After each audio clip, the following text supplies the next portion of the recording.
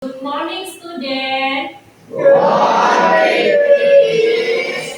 How are you today? I'm fine. And you? I'm fine too. Okay, before the lesson today, sebelum kita memulai pelajaran hari ini, you check under your table. Kamu cek di bawah mejamu. If you find the trash, you can throw the trash in the bin. Jika kamu menemukan sampah, kamu bisa membuangnya ke tempat sampah. Oke, now silakan dicek. Yes, Kaki. I want to throw this trash in the bin. Okay, we can. Please.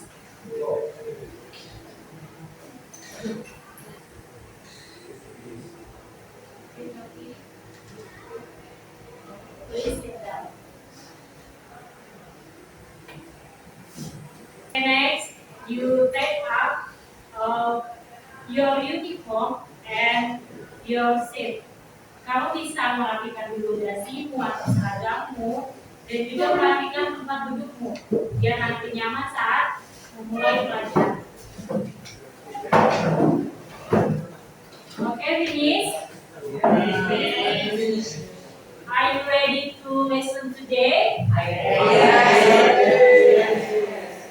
Okay, next. Sebelum kita memulai pelajaran hari ini, I want to ask the lesson last week. Jadi kita mau menanyakan tentang materi kita minggu lalu. Who is remember meaning of anthropology ragawi? Okay, stand up please. Antropologi ragawi berfokus mempelajari manusia sebagai organisme biologis dengan penekanan pada evolusi manusia dan variasi biologis dalam spesies manusia. Okay, thank you, Lasrika. Okay, now I want to explain the lesson today about the topic archaeology. And then, kemudian di sini Miss akan menyajikan tujuan pembelajaran kita pada hari ini. Students are able to explore the noble value of past relics in Indonesia and increase human knowledge and foster national pride in their identity and the Indonesian national. Jadi peserta didik mampu menggali nilai-nilai luhur dari peninggalan masa lampau di Indonesia dan meningkatkan pengetahuan manusia serta memupuk kebanggaan nasional dalam jati diri sebagai bangsa Indonesia. Nah, yang pertama, kita harus tahu dulu apa yang dimaksud dengan arkeologi. Jadi pengertian arkeologi di sini adalah suatu ilmu ataupun cabang dari ilmu antropologi yang melakukan penyelidikan budaya dan manusia di masa lalu melalui pemulihan dan interpretasi dari sisa-sisa material kuno, budaya, dan bagaimana budaya material mereka telah dilestarikan secara turun-menurun. Jadi, arkeologi itu punya dua komponen utama. Yang pertama adalah arkeologi prasejarah, di mana arkeologi ini manusianya belum mengenal tulisan. Sementara arkeologi sejarah, manusianya sudah mengenal tulisan.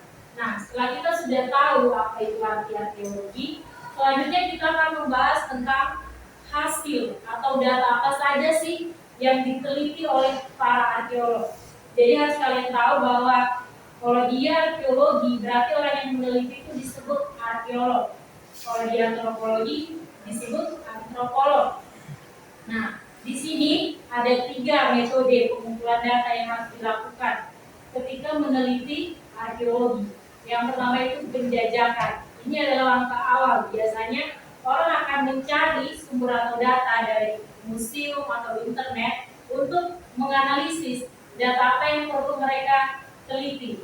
Kemudian yang kedua, ada survei. Survei ini adalah mengidentifikasi situs-situs yang mau kalian teliti. Bisa dari dokumentasi ataupun langsung dari wawancara masyarakat setempat.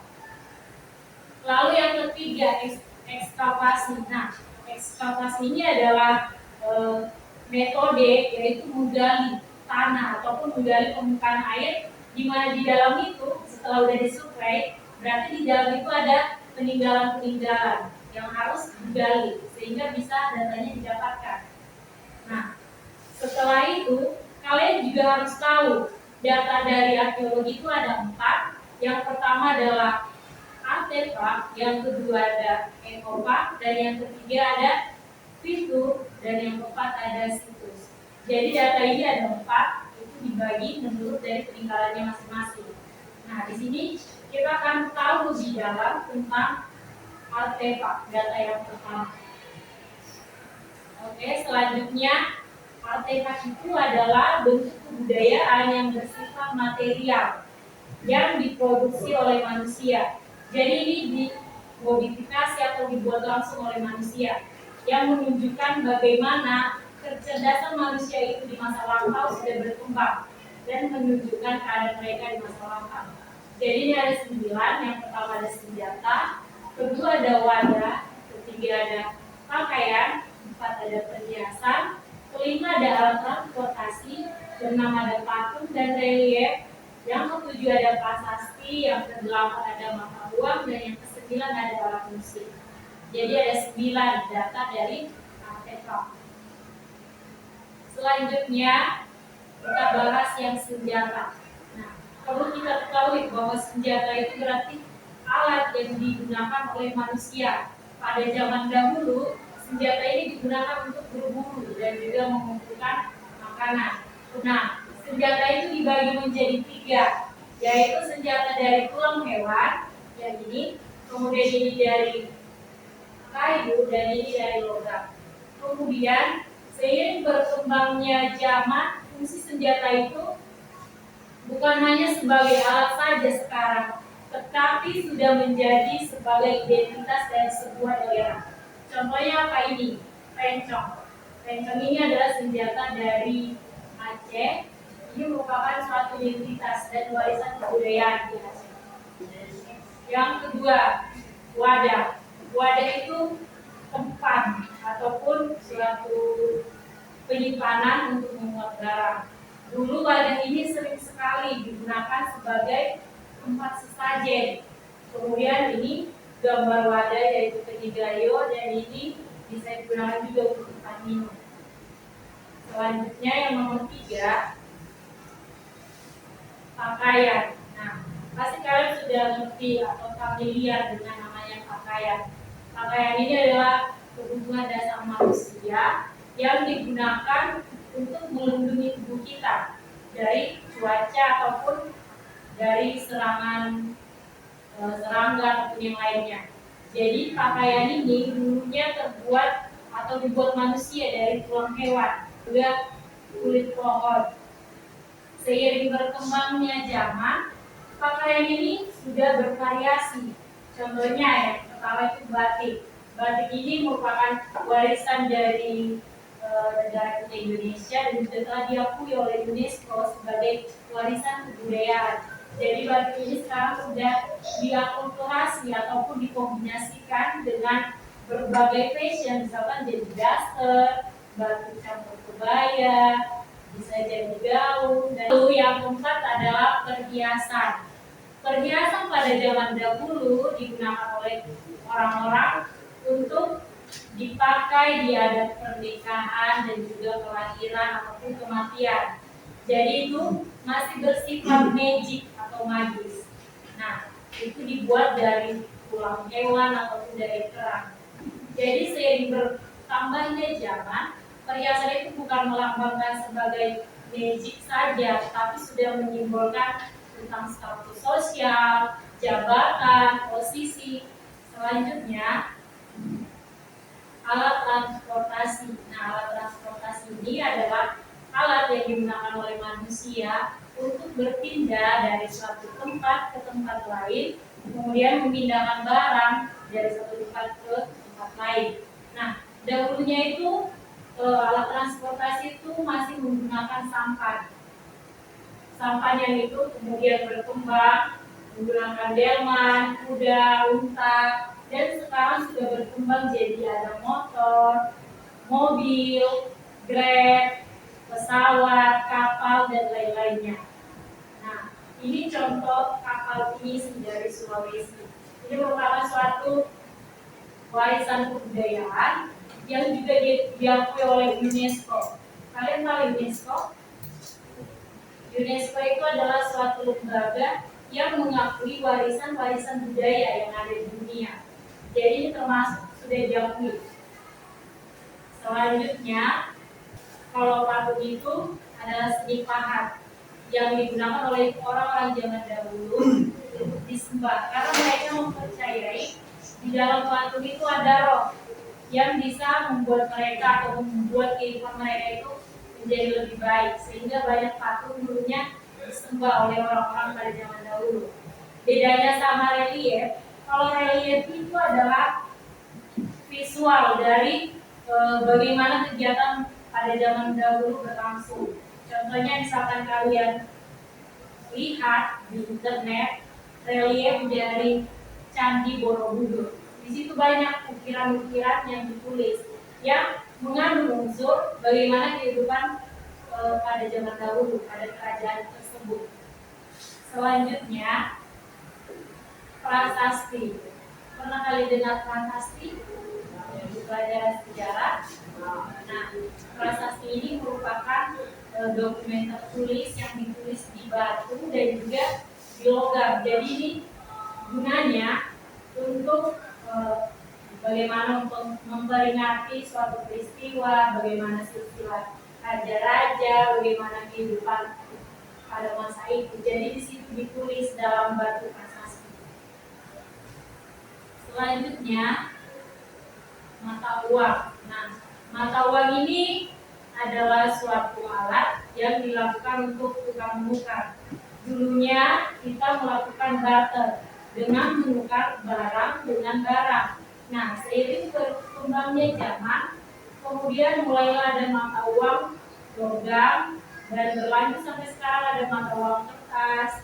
Tambah lagi sekarang udah ada MDQ. Jadi semakin berkembangnya zaman, mata uang itu juga semakin berkembang dari yang sederhana menuju yang modern.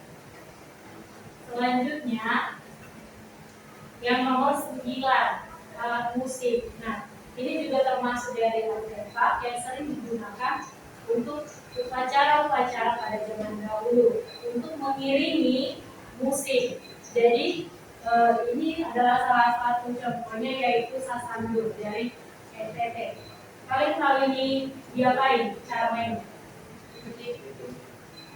Dipetik. Jadi cara mainnya itu dipetik kayak gitar. Ini adalah salah satu contoh dari alat musik. Oke, sekian materi arkeologi pada hari ini. Now I will divide 5 group to discuss and presentation in front of the class. Jadi misalkan bagi kalian menjadi 5 kelompok untuk berdiskusi dan juga mempresentasikan hasilnya di depan kelas.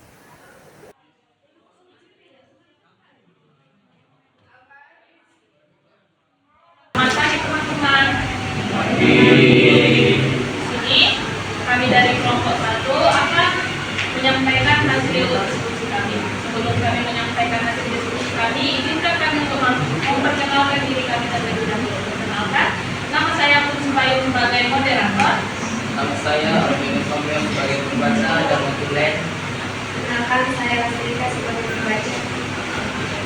Nama saya Tewi Alawan sebagai penonton. Nama saya Adi sebagai pembaca. Oke, akan dilakukan oleh penonton. 1. Klasifikasi artefak. Rencang Aceh, termasuk artefak senjata tradisional karena dulu digunakan oleh masyarakat Aceh untuk berperang dan melindungi diri. 2. Angklung Jawa, termasuk artefak alat musik tradisional karena digunakan untuk memainkan lagu-lagu daerah dan dimainkan bersama-sama. 2. Tentang bagaimana dua contoh artefak tersebut. A. Fungsi dari artefak masing-masing. Rencong berfungsi sebagai senjata dan juga simbol keberanian masyarakat Aceh. Angklung berfungsi sebagai alat musik yang menghasilkan bunyi indah dan sering dimainkan dalam upacara adat dan pertunjukan budaya. Nilai sejarah dari ATK tersebut. 1. Cocok. Nilai sejarah ini dapat menjadi betapa perjuangan rakyat Aceh melawan penjajah. Untuk punya nilai sejarah tinggi kalau sudah digunakan juga jangan kerajaan tidak. Dan bahkan sudah diakui dunia Cok sebagai warisan budaya dunia. Nilai kebanggaan bagi bangsa Indonesia. Besok membuat kita bangga karena menunjukkan bahwa bangsa Indonesia punya semangat, juang dan keberanian yang tinggi. 2. Aktor membuat kita bangga karena menunjukkan bahwa Indonesia punya budaya yang kreatif, kompak dan juga sampai ke dunia internasional. Sekian dari penyampaian kami akan membuka sesi pertanyaan. Silakan bertanya. Dari kelompok 2 bernama Ibu Sadari ingin menyampaikan pertanyaan.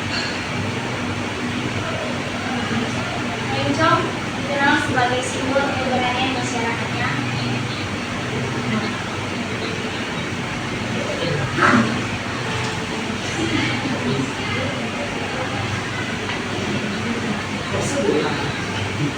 Encong dikenal sebagai simbol keberanian masyarakatnya.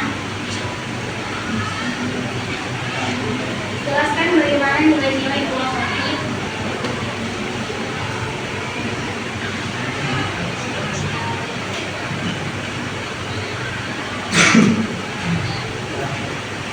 Yang terkandung dalam bentuk dan penggunaan encong.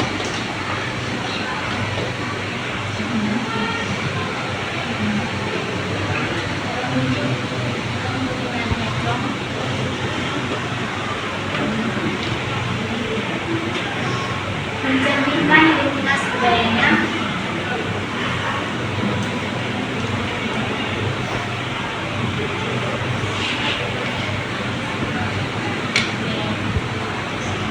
Tentang perjuangan rakyat asalnya dalam sejarah Indonesia. Perjuangan rakyat.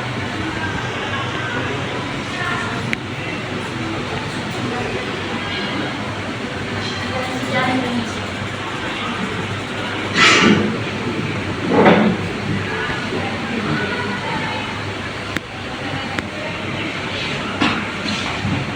Terima kasih untuk pertanyaannya. Baik, berikan kami waktu untuk menjawab.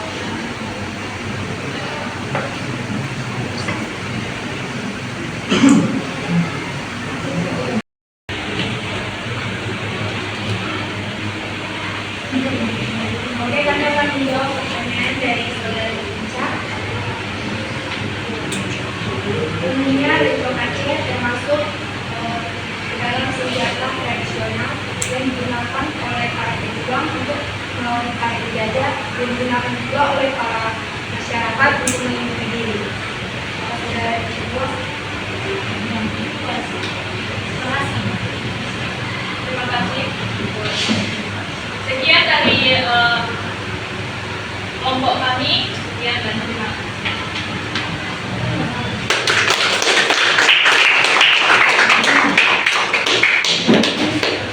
Selanjutnya yang maju adalah kelompok 2. Kami semuanya, kami dari kelompok 2 ingin mempresentasikan hasil diskusi kami atas buku yang terbangun saya Joki sebagai moderator, saya dari video sebagai pembaca, sebagai lagi, proses sebagai pembaca, proses lagi, itu sebagai pembaca, dan akhir kita sebagai pembaca dari itu. Iya, Mbak. Bagi adalah senjata dari sana berbentuk pisau atau belati yang berasal dari Sulawesi Selatan. Pertama digunakan oleh suku Bugis dan Makassar. Ciri-ciri memiliki bilah tajam di satu sisi atau kedua sisi. Panjangnya sekitar 20 sampai 40 cm.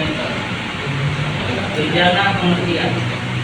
Bejana adalah wadah tradisional tertentu seperti mangkuk besar atau baskor yang digunakan dalam berbagai kegiatan adat dan rumah tangga di Indonesia. Ciri-cirinya digunakan untuk menampung air, bunga, atau sebagai dalam upacara adat. Dalam kehidupan sehari-hari bisa digunakan untuk mencuci tangan atau kerja.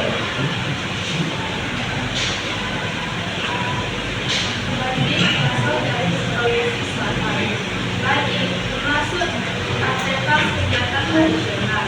Bejana termasuk aktivitas ibadah atau tempat menyimpan air, makanan, atau bahan lainnya.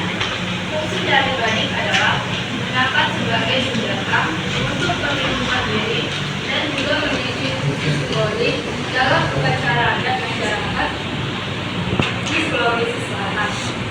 Fungsi bejana yaitu digunakan sebagai wadah untuk menyimpan air, makanan, biji-bijian, atau untuk keperluan upacara adat dan keagamaan.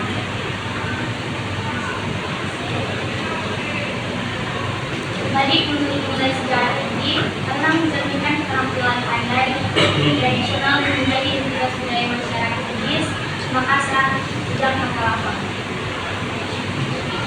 Bejana bernilai sejarah karena menunjukkan perkembangan teknologi gerabah dan kehidupan masyarakat prasejarah, terutama dalam kegiatan rumah tangga dan agama. Badik menunjukkan rasa bangga karena menunjukkan keberanian, kehormatan, dan jati diri budaya yang menjadi bagian dari kekayaan budaya Indonesia. Bejana mencerminkan kreativitas dan kearifan lokal masyarakat Nusantara dalam memenuhi kebutuhan hidup serta menjunjung tinggi nilai seni dan teknologi tradisional. Setelah presentasi dari materi kami, sekarang kami buka sesi tanya jawab. Silakan jika ada yang ingin bertanya. Perkenalkan, nama saya Iskil dari kelompok 3 ingin bertanya, bagaimana cara melestarikan dan mempertahankan artefak tersebut di zaman modern saat ini?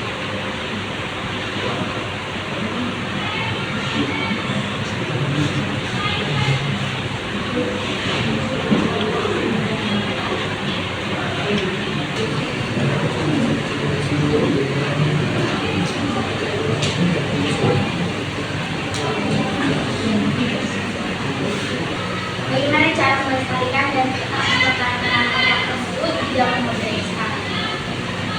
Inilah memadukan metode konservasi tradisional dengan memanfaatkan teknologi digital. Metode konservasi itu seperti memberikan sebuah penghargaan kepada seseorang yang sudah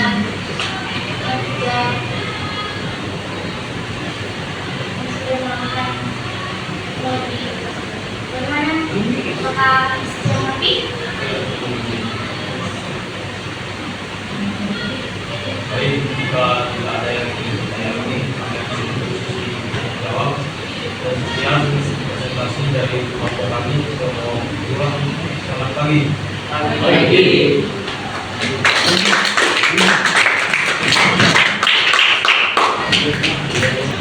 Oke, selanjutnya yang maju adalah kelompok 3.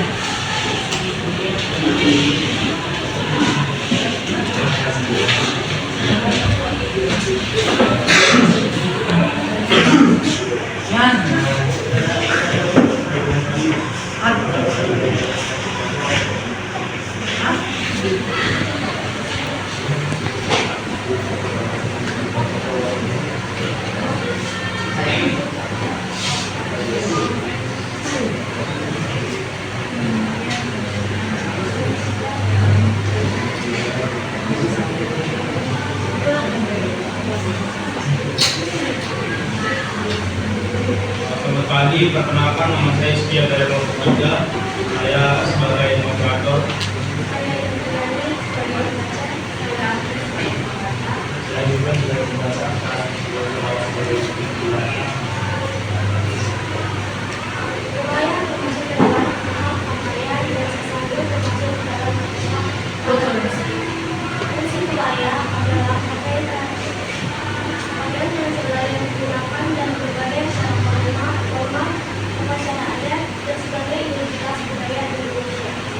Yang kelima adalah sesanto, di mana sesanto ini digunakan untuk mengiringi berbagai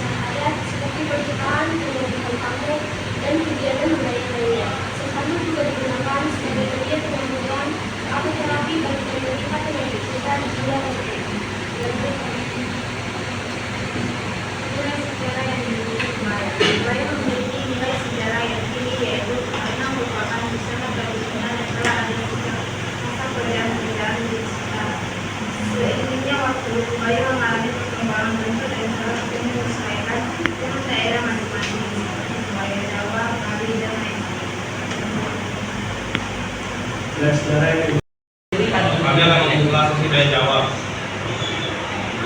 Silakan. Oke, saya langsung dari Bapak ini bertanya, bagaimana cara menggunakan alat musik sasago dan pakaian tradisional budaya mancanegara. Gimana nih? Kita beri waktu sebentar untuk Saya sebenarnya akan menjawab pertanyaan dari Bapak. Bagaimana cara menggunakan alat musik sasago dan pakaian tradisional budaya mancanegara? Yaitu dengan cara mengikuti festival budaya dunia dan memperkenalkan budaya sasago tersebut ke mancanegara. Apakah saya benar?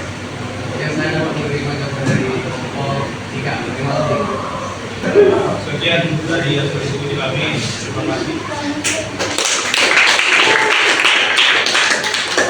Bagi teman-teman dan perkenalkan kami dari Bapak yang merupakan sebagai sebagai moderator dengan kata saya kira-kira seperti itu.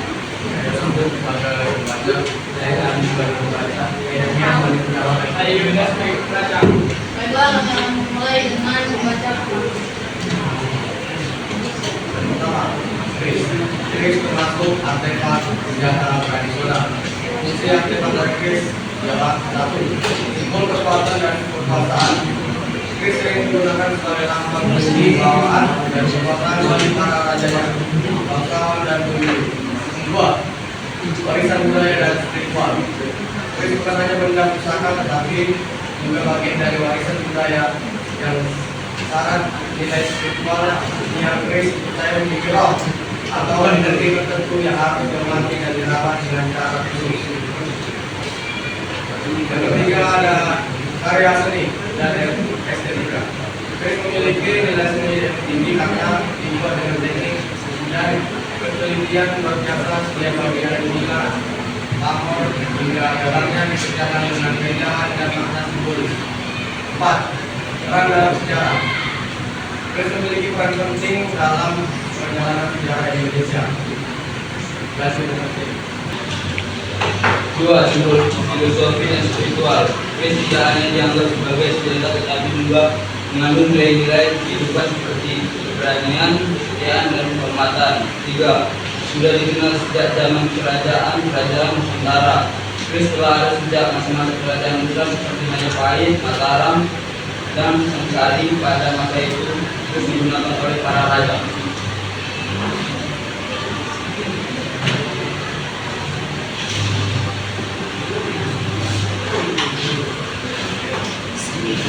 Nilai kebanggaan bangsa Indonesia.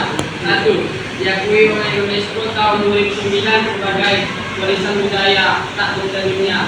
Pengakuan dari UNESCO pada tahun 2009 menunjukkan bahwa batik merupakan karya budaya yang memiliki nilai tinggi dan diakui secara internasional. 2. Diperingati setiap 2 Oktober sebagai Hari Batik Nasional. Pemerintah Indonesia menetapkan tanggal 2 Oktober sebagai Hari Batik Nasional untuk memperingati pengakuan UNESCO. Pada hari ini masyarakat Indonesia dianjurkan menggunakan batik sebagai bentuk cinta dan kebanggaan terhadap budaya sendiri. 3. Menjadi kebanggaan dan simbol persatuan budaya Indonesia. Batik mencerminkan keberagaman budaya Indonesia karena setiap daerah memiliki motif dan corak yang berbeda, tetapi tetap berada dalam satu kesatuan identitas bangsa. Oke, sekian dari kami akan membuka sesi tanya jawab. Silakan. Silakan Nina. Perkenalkan saya Kristina dan sebagainya. Pertanyaan saya, bagaimana perkembangan batik dan keris dari zaman dulu sampai masa kini? Izinkan kami beberapa waktu untuk menjawab.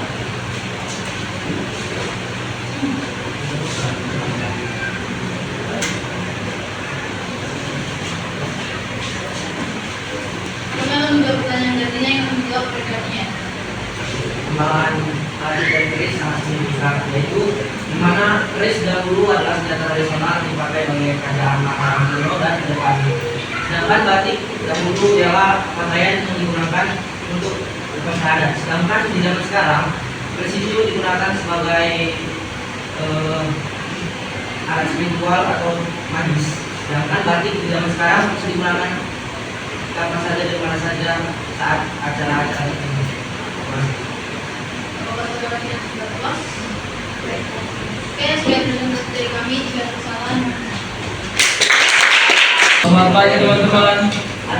Kami dari kelompok 5 akan mempresentasikan hasil diskusi kami tentang klasifikasi gambar artefak. Sebelum kami menjelaskan hasil diskusi kami terlebih dahulu akan memperkenalkan diri. Perkenalkan, nama saya Dikilasi sebagai moderator dan nama saya Dikilasi sebagai pembaca. Saya Aris sebagai pembaca. saya Kristina sebagai penanya. Sekian dari perkenalkan diri kami akan membahas tentang klasifikasi gambar artefak.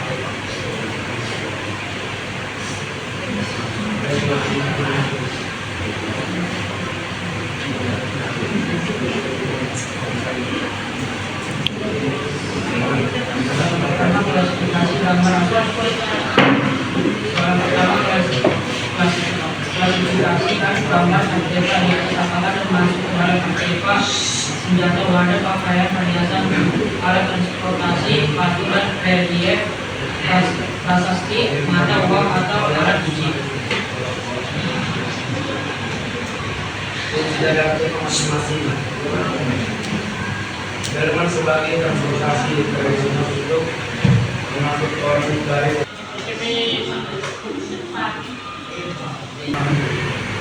Mau bertanya tentang komunikasi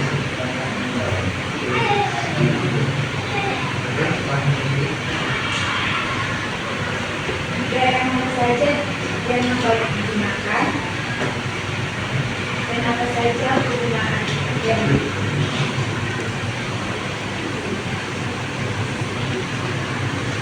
baik, kami akan menyaksikan yang terlebih dahulu menjawab.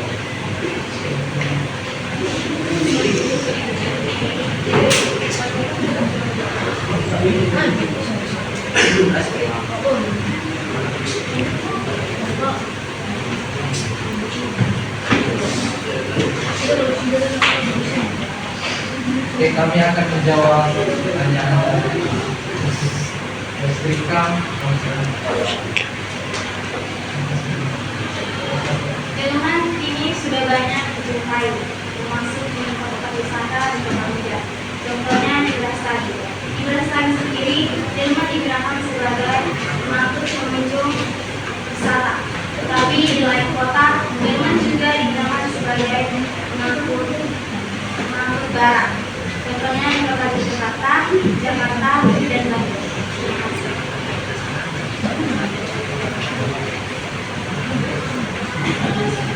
Baik, sekian dari kami. Terima kasih. Okay, now you write the reflection in your book. Kamu tuliskan refleksinya di bukumu per kelompok. Jadi dibuat dalam satu kertas, nanti dikumpul biar Miss nilai. Sekarang. Oke.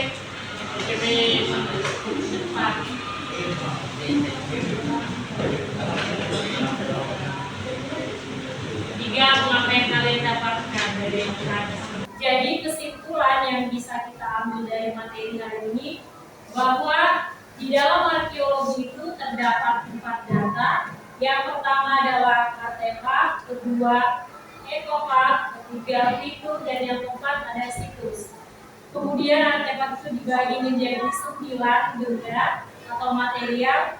Yang pertama senjata, kedua wadah, ketiga pakaian, keempat perhiasan, kelima alat transportasi, keenam alat musik, ketujuh patung dan relief, kemudian ada prasasti.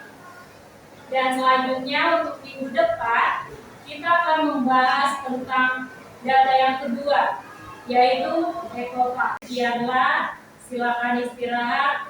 Good morning, student. Good morning.